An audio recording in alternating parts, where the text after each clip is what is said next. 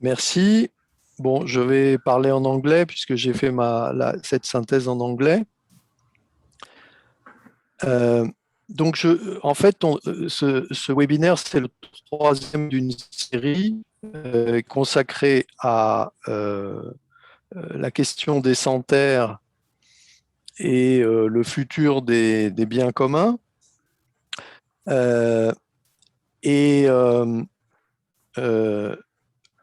c'est les deux premiers webinaires qui ont eu lieu le 24 juin et le 29 et le 15 juillet euh, ont porté un petit peu sur l'état des connaissances, la situation actuelle du phénomène des personnes sans terre, et puis la situation sur le terrain et l'état un petit peu des luttes sur le terrain. Donc, on a eu des intervenants des quatre continents, ou des cinq continents, mais enfin principalement quatre, pendant ces deux webinaires, qui ont fait des présentations qui sont disponibles sur notre site, en principe avec des sous-titres dans les différentes langues. Et on a eu aussi donc un certain nombre de questions et de commentaires des participants, à la fois pendant les webinaires et puis ensuite dans la discussion en ligne, puisque, comme vous le savez, sur notre site, il est possible et il est souhaitable de continuer les débats après les webinaires. Et donc tout ça a été assez riche et je vais essayer de vous résumer très rapidement l'essence de de ce qui a été discuté pendant ces deux premiers webinaires et dans le débat en ligne.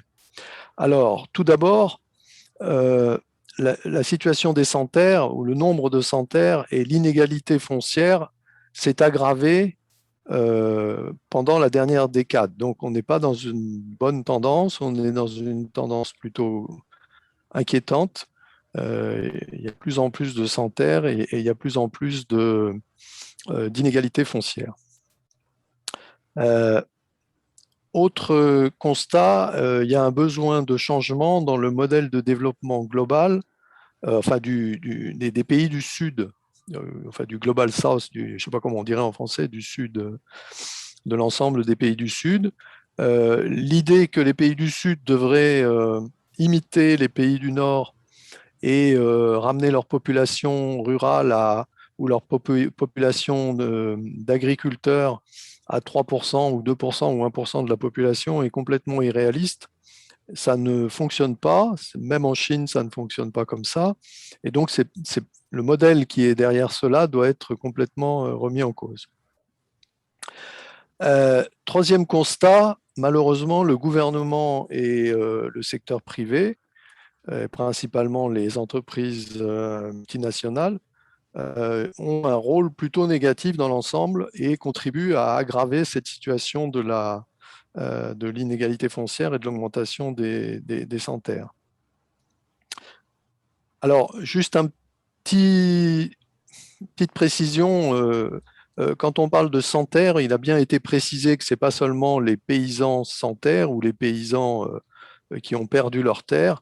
On considère aussi comme sans terre toutes les personnes qui sont privées de leur accès aux ressources naturelles parce que ils avaient ils géraient des espaces euh, communs ou des biens communs, et ces biens communs ou ces espaces communs sont privatisés ou ils en sont exclus par l'État pour différentes raisons.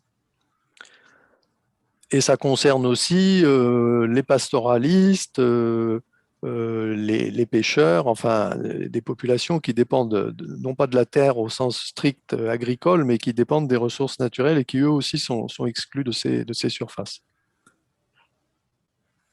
Alors, il y a eu une discussion, bien que ça n'ait pas été le thème central du séminaire, mais enfin, c'est quand même apparu. Il y a une discussion sur les réformes agraires.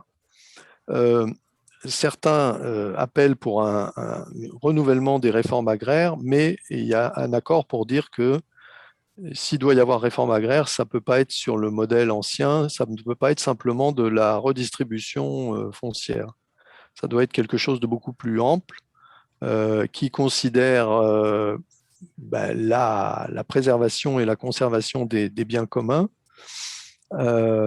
qui ne pousse pas nécessairement à la privatisation des terres et qui a comme objectif la, comment dire, la durabilité, la production d'alimentation saine pour la population et également la question du genre, c'est-à-dire la reconnaissance des droits des femmes et le renforcement des droits des femmes. Cinquième aspect qui fait relativement consensus, c'est une priorité à la reconnaissance des biens communs plutôt que une poursuite du mouvement vers la privatisation. Même si cette privatisation ou cette distribution des biens communs se fait dans un premier temps en faveur des petits paysans, ce qui n'est pas toujours le cas, les dynamiques ensuite, s'il n'y a pas de mécanisme pour contrôler les aspects financiers, la dynamique réamène de la concentration foncière. Et les plus pauvres et les plus faibles sont exclus. Sixième thème de discussion sur lequel, je dirais, il y a eu des points de vue un peu contrastés. Est-ce qu'il y a des avances sur les grandes déclarations de type les directives volontaires pour la terre ou la déclaration des droits des paysans? Est-ce que ces déclarations, qui sont bien entendu importantes, mais est-ce qu'elles ont contribué effectivement à lutter contre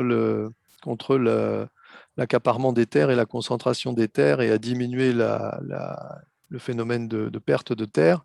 Eh bien, disons que voilà, les avis sont contrastés. Certains nous ont dit que l'ONU s'était transformée en un salutatoire, un talking shop. On parle beaucoup, mais ça n'a pas beaucoup d'influence, alors qu'en fait, ce qui compte et ce qui est contraignant, ce sont les accords de type OMC, etc. Et c'est ceux-là qui prévalent. Donc, il y a un débat aussi là-dessus.